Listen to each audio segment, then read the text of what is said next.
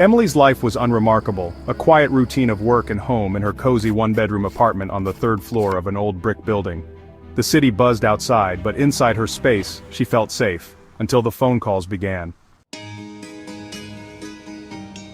It started innocently enough. Around 10 p.m. each night her landline would ring. She'd pick up expecting a friend or a wrong number, but there was only silence punctuated by faint, deliberate breathing. After a few seconds the line would go dead. At first she dismissed it as a prank, kids maybe, or a glitch. But after a week, the calls persisted, and she unplugged the phone. That's when her cell started ringing. Unknown numbers, blocked callers, a new one each time she blocked the last. She reported it to the police, her voice trembling as she explained. The officer was sympathetic but unhelpful. "Police officer, no threats, no crime. Could be a prankster. Change your number if it keeps up." She didn't. Numbers cost money, and she wasn't ready to admit how much it rattled her. Then came the man in the hoodie. She first noticed him on her walk to the subway, a figure lingering a block behind, head down, hands in his pockets. She told herself it was nothing, just a coincidence. But he was there the next day too, and the day after that. Once, she turned to confront him, her heart pounding, but he slipped into an alley before she could close the distance. Her unease grew into paranoia. She started taking different routes, glancing over her shoulder, but he was always there, just out of reach, his face hidden by the hood.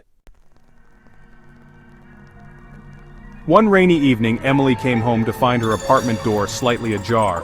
She froze, her keys jangling in her shaking hand. She was meticulous about locking it. She knew she'd locked it.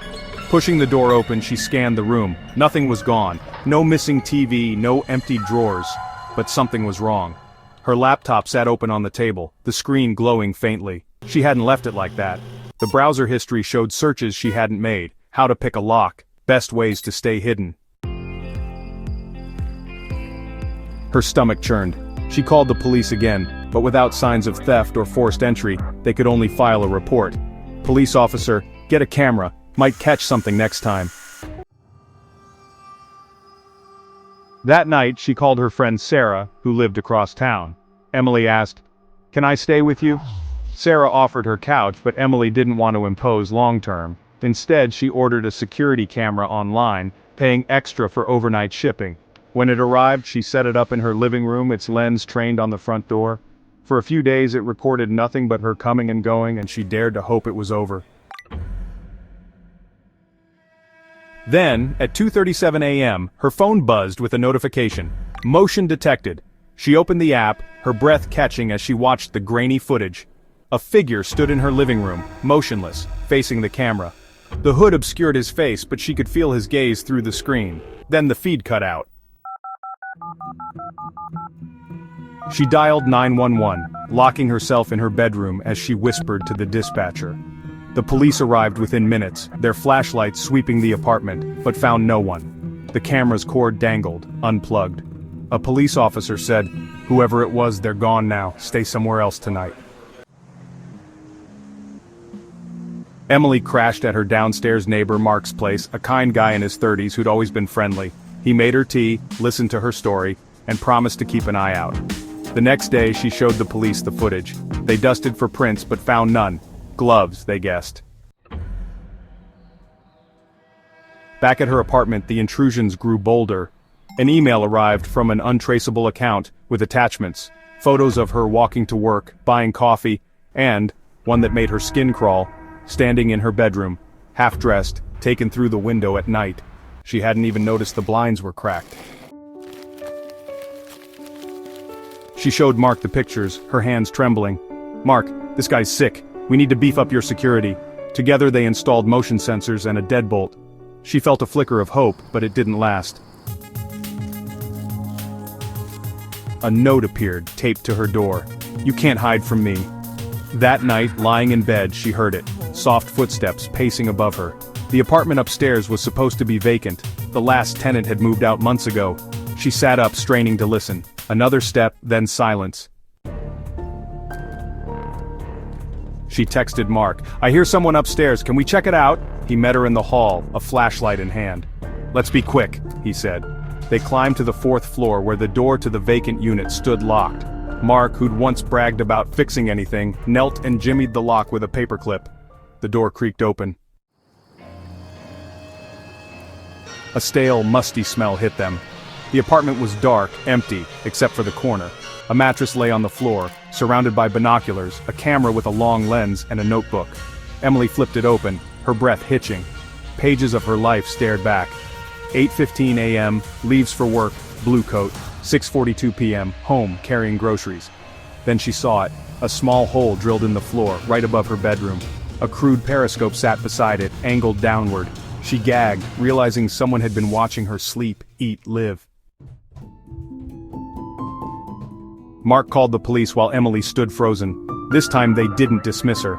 They collected the gear, the notebook, everything. Prints and DNA led them to Thomas Green, a drifter with a rap sheet, stalking, breaking, and entering.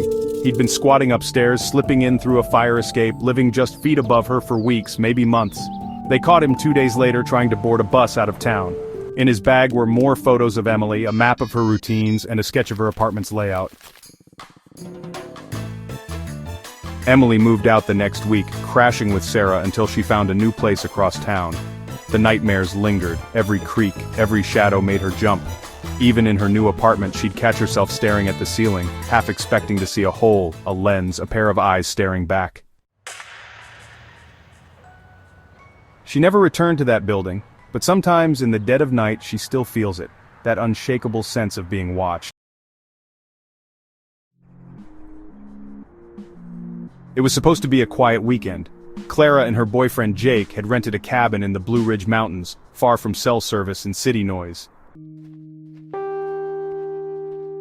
The plan was simple: hike, cook, maybe stargaze.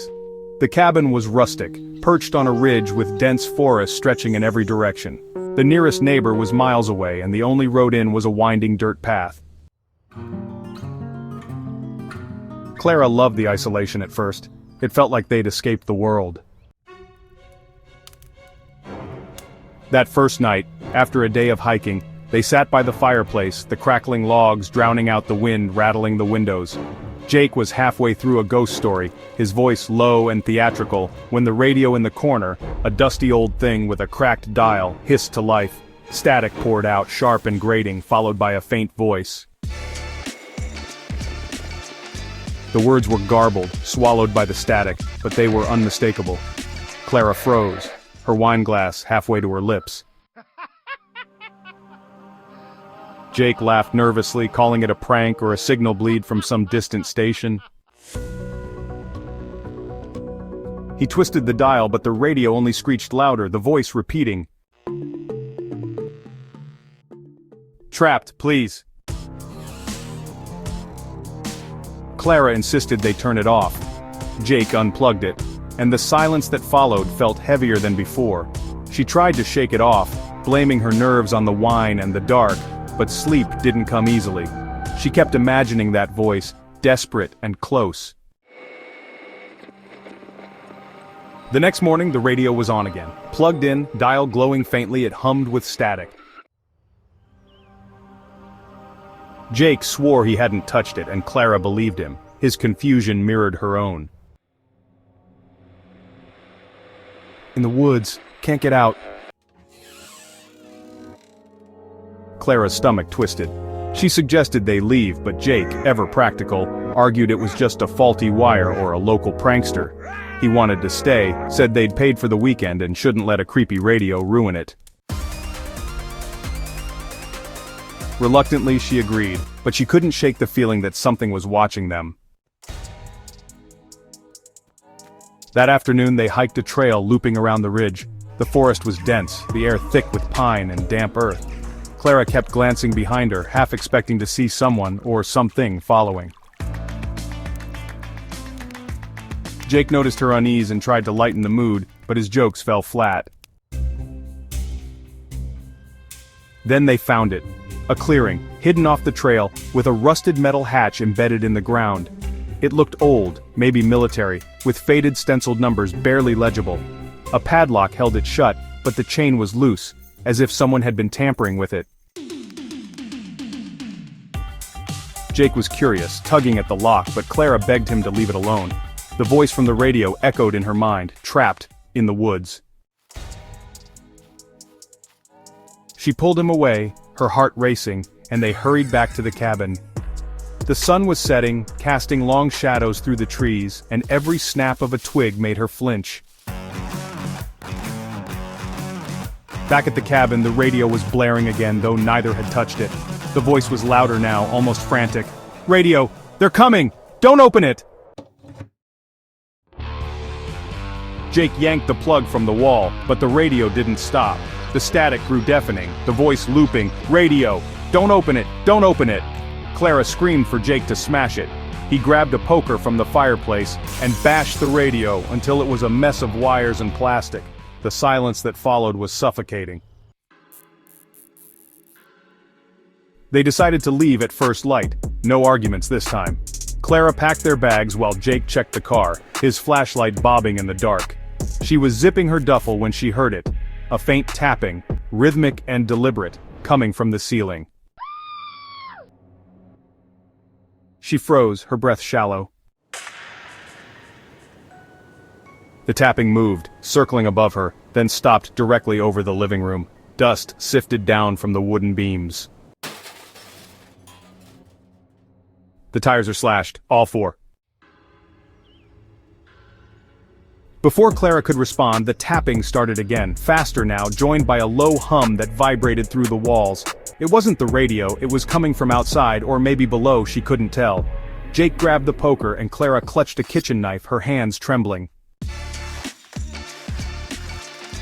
The hum grew louder, pulsing like a heartbeat, then a new sound. Footsteps, heavy and uneven, crunching on the gravel outside.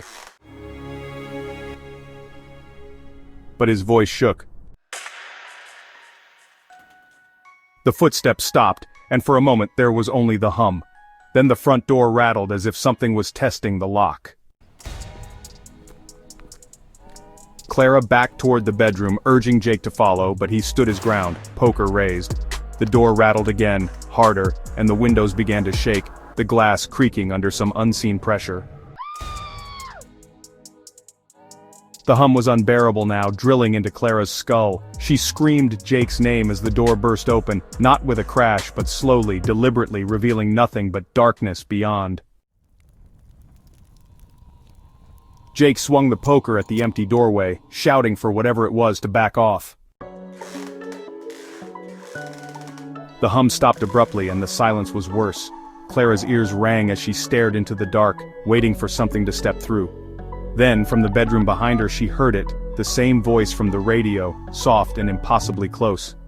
"Radio, you opened it." She spun around, knife raised, but the room was empty. Jake grabbed her arm, pulling her toward the door, yelling that they had to run, tires or no tires. They stumbled outside, the cold air biting their skin, and sprinted down the dirt path, flashlights bouncing wildly. The forest was alive with sounds, twigs snapping, leaves rustling, and that hum, faint but growing again, following them. They didn't stop until they reached the main road hours later, battered and breathless. A passing trucker picked them up, his eyes wide as they babbled about the cabin, the radio, the hatch. The police searched the property the next day but found nothing unusual. No hatch, no broken radio, no signs of slashed tires. The cabin was pristine, as if they'd never been there. Breaking news. Clara and Jake broke up soon after, unable to talk about what happened without fighting or crying. Clara moved to a new city, started a new life, but she never felt alone. At night, when the world was quiet, she'd hear it, a faint hum just beyond her hearing, waiting. She never went back to the mountains, but she kept the knife by her bed just in case. Lila had always been proud of her old Victorian house, a fixer-upper she'd bought cheap in a small town no one visited anymore. The place was a maze of creaky floors and peeling wallpaper, but she loved its charm. The high ceilings, the stained glass windows, the history etched into every corner. She lived alone, pouring her savings into renovations, and by last summer, she'd finally finished the guest room on the second floor. It was her masterpiece: fresh paint, a four-poster bed, and a view of the overgrown garden. She didn't have guests often, but the room felt like a promise of better days. The trouble started when she listed the room on a vacation rental app. She didn't need the money, but the idea of strangers enjoying her work excited her. The first booking came quickly, a man named David, traveling solo, who said he was a writer looking for a quiet place to finish his novel. His profile was bare, just a grainy photo of a middle-aged guy with glasses, but his message was polite, and Lila confirmed the stay. David arrived on a Friday evening, his rental car crunching up the gravel drive. He was taller than she'd expected, with a nervous smile and a duffel bag slung over his shoulder. He complimented the house, said it was perfect for his work, and asked to be left alone to write. Lila was happy to oblige. She wasn't one for small talk. She showed him to the guest room, handed him the key, and went to bed early, the hum of the old house lulling her to sleep. Around 3 a.m., she woke to a sound, a low, rhythmic thumping like someone pacing in the room above hers. The guest room. She lay still, listening, her heart picking up speed. The thumping stopped, then started again, deliberate and heavy. She told herself David was probably restless, maybe moving furniture to get comfortable. Writers were weird like that, but the sound didn't let up, and by 4 a.m. she was wide awake, staring at the ceiling. The next morning, David was already at the kitchen table when she came downstairs, sipping coffee he'd made himself. He looked tired, his glasses smudged, but he smiled and thanked her for the comfortable bed. Lila hesitated, then asked if he'd been up late. "Just writing," he said, tapping his laptop. "Lost track of time." She didn't mention the thumping, not wanting to seem nosy, but something about his quick answer unsettled her. That night the thumping returned, louder and faster, joined by a faint scraping, like nails on wood. Lila sat up in bed, her skin prickling. The sounds were too deliberate to be footsteps, more like something dragging across the floor, stopping and starting in bursts. She grabbed her phone, ready to text David to check on him, but realized she didn't have his number, only the app's messaging system. The scraping grew sharper, and for a moment, she swore she heard a voice, a low murmur, too muffled to make out. She crept upstairs, her bare feet cold on the hardwood, and stood outside the guest room door. The sound stopped abruptly, as if whatever was inside knew she was there. She knocked softly, calling David's name, but got no answer. The silence was worse than the noise. She tried the knob, but it was locked, the key on David's side. Defeated, she went back to bed, promising herself she'd talk to him in the morning. But David was gone when she woke up. His car wasn't in the driveway, and the guest room door was wide open. The bed was unmade, the sheets tangled, but his duffel bag and laptop were gone. The app showed he'd checked out early, leaving a generic 5-star review. Great stay, very quiet. Lila felt a mix of relief and unease. She cleaned the room, trying to shake the feeling that something was off. That's when she noticed the scratches. Deep, jagged marks in the floorboards under the bed, like someone had clawed at the wood. She ran her fingers over them, her stomach churning. They weren't there before. She called the rental app support line, asking if they could contact David about possible damage. The agent was apologetic, but said his account was deactivated, his payment processed through a prepaid card that couldn't be traced. "It happens sometimes," the agent said. "People use fake names." Lila hung up, her mind racing. She decided to take the listing down. No more strangers in her house. That night, the thumping started again. Lila bolted upright, her breath catching. The guest room was empty, the door still open from when she'd cleaned it. The sound was unmistakable, coming from above, faster now, almost frantic. She grabbed a flashlight and a crowbar from the toolbox, her hands shaking as she climbed the stairs. The guest room was dark, the air heavy with a sour, unfamiliar smell. The thumping stopped as she crossed the threshold, but the scratches under the bed seemed deeper, fresher. She knelt, shining the flashlight under the bed. The beam caught something, a small, leather-bound notebook, wedged against the wall. Her fingers trembled as she pulled it out. The pages were filled with frantic handwriting, not David's neat script from his messages, but something jagged and unhinged. "It's in the walls," one page read. "It knows I'm here." Another, "Don't sleep. It waits." The last page had her name, scrawled over and over, circled in red ink. Lila dropped the notebook, her pulse roaring in her ears. The thumping started again, not from the floor but from inside the walls, a steady beat that shook the plaster. She stumbled back, the crowbar slipping from her hand.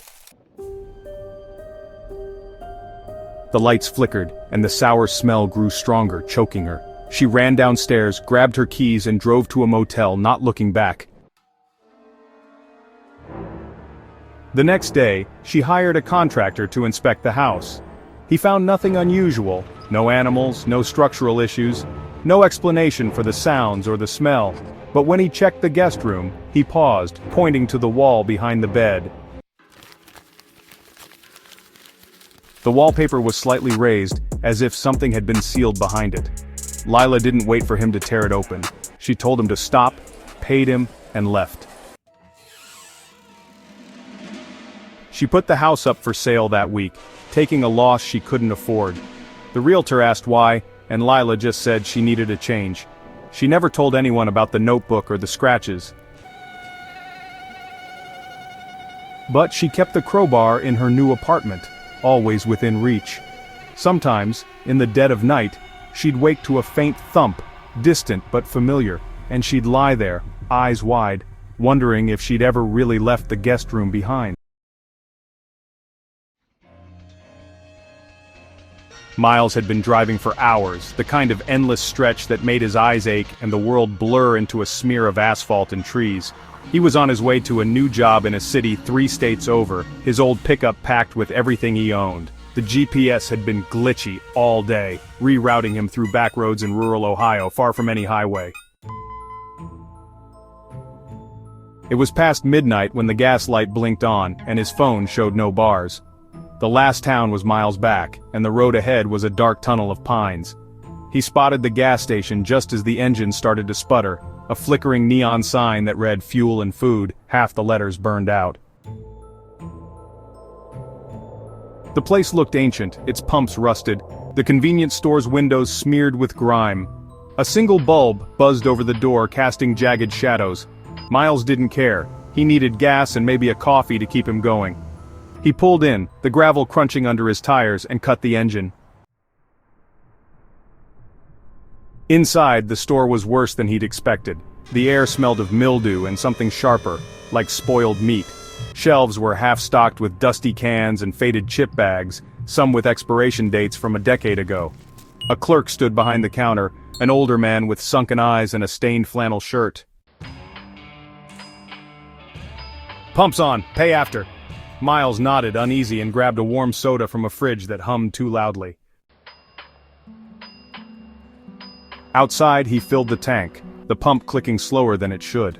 The silence was oppressive. No crickets, no wind, just the faint buzz of the neon sign. He glanced back at the store and saw the clerk watching him through the window, his head tilted at an odd angle. Miles forced a smile, but the clerk didn't move. Shaking it off, he finished pumping and headed back inside to pay. The clerk was gone. The crossword lay abandoned, a pen rolling off the counter.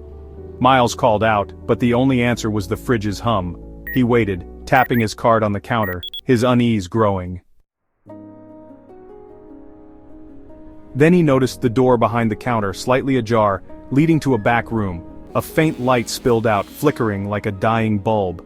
Against his better judgment, he leaned over the counter, peering through the gap. The room was small, cluttered with boxes, but what caught his eye was the wall, covered in Polaroids, dozens of them, pinned haphazardly. Each showed a different person, some smiling, some not, all standing by the gas pumps. Miles's stomach dropped. He recognized his truck in one of the photos, taken minutes ago, his silhouette blurry but unmistakable. He hadn't seen a camera, hadn't heard a shutter. His breath hitched as he backed away, bumping into a shelf. Cans clattered to the floor and the back room's light went out. He was halfway to the door when the bell above it jingled, and the clerk stepped inside. From outside, Miles froze. "Leaving already?" the clerk asked, his voice low, almost amused. Miles stammered about paying, but the clerk waved him off. Miles didn't argue. He bolted to his truck, his hands shaking as he turned the key. The engine roared to life, and he peeled out, gravel spraying behind him. In the rearview mirror, the gas station's sign flickered, then went dark, as if it had never been on. Breaking news.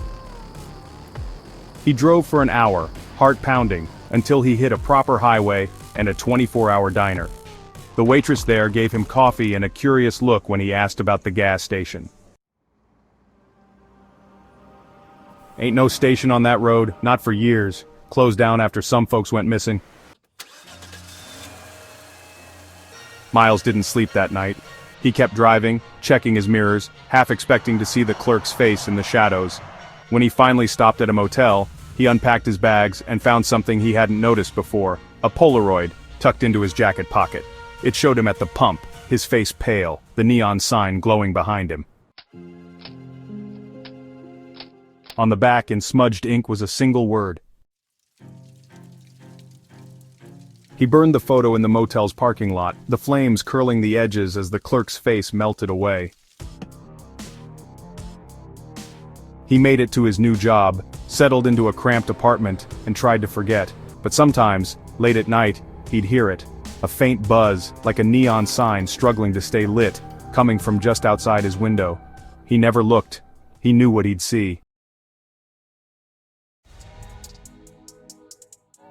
Nora had always been drawn to old houses, the kind with stories carved into their bones.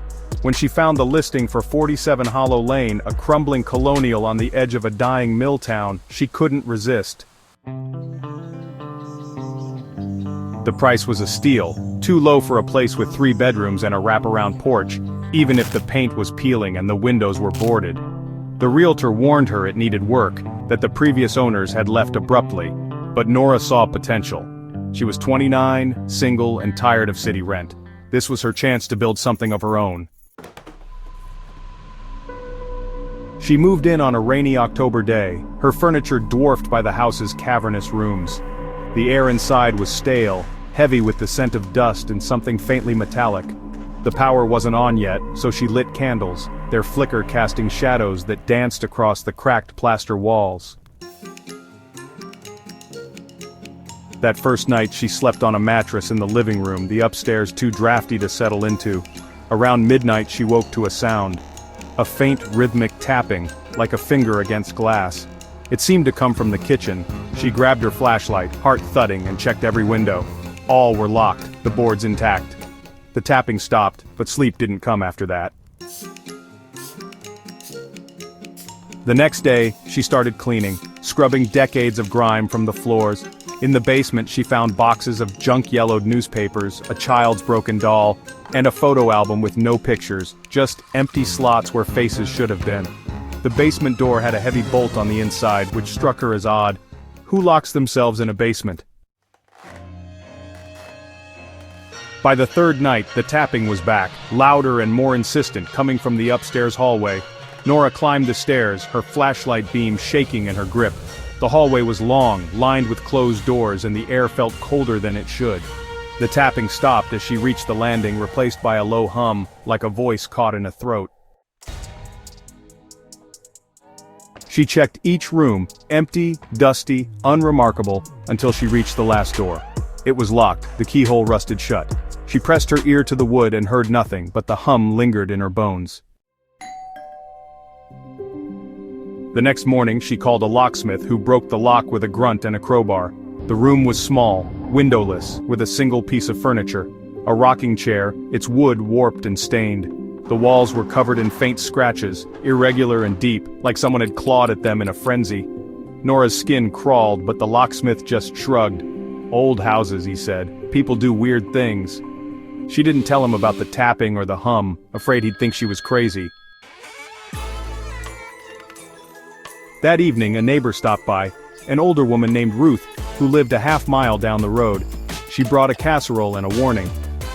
"Folks don't stay long at 47 Hollow," she said, her eyes darting to the house. "Last family left in a hurry, said the place didn't feel right." Nora pressed for details, but Ruth only shook her head. "Just keep your doors locked." After she left, Nora double-checked every bolt, her unease growing. The sounds escalated that night. The tapping became a pounding, echoing from the locked room upstairs, then spreading to the walls, as if something was knocking from the inside. The hum was louder too, forming words Nora couldn't quite catch, like a radio stuck between stations. She stayed downstairs, clutching a kitchen knife, telling herself it was just the house settling. But when the lights flickered and died, plunging her into darkness, she knew it wasn't the wiring. She grabbed her phone, the battery at 3%, and typed a frantic text to her sister. "Something's wrong with the house, call me." The message failed to send, no signal. The pounding grew frantic, joined by a new sound, footsteps, heavy and deliberate, descending the stairs. Nora backed into the kitchen, her breath shallow, the knife trembling in her hand. The footsteps stopped at the bottom, and for a moment there was only silence. Then the basement door rattled, the bolt she'd locked straining against an unseen force. She didn't wait to see what was on the other side. She ran to the front door, fumbling with the lock, and stumbled into the yard, the cold air biting her skin. The house loomed behind her, its windows dark, but she swore she saw movement in the upstairs room. The rocking chair swaying gently, as if someone had just stood up. She kept running, down the gravel road to Ruth's house, banging on the door until the old woman let her in. Ruth didn't seem surprised. Over tea, she told Nora the story the realtor hadn't. 47 Hollow Lane had been empty for years after a family vanished in the 80s. The police found no bodies, no signs of a struggle, just the rocking chair in that locked room, still moving when they arrived. Locals whispered about the house being wrong, built on land no one claimed, where the air always felt heavy. "Some places don't let go," Ruth said, her voice barely a whisper. Nora stayed with Ruth until dawn, then called a moving company to pack her things. She never went back inside the house. The movers reported nothing unusual, but one of them quit after finding a new photo in the basement album, a blurry shot of Nora sleeping on her mattress, taken from above. She burned the album when they brought it to her, the flames hissing as the pages curled. Nora lives in a city apartment now, far from Hollow Lane. She checks her locks twice each night and keeps the lights on even when she sleeps. The tapping is gone, the hum silent, but sometimes when the world is quiet, she feels it. A faint pressure, like the house is still watching, waiting for her to come back.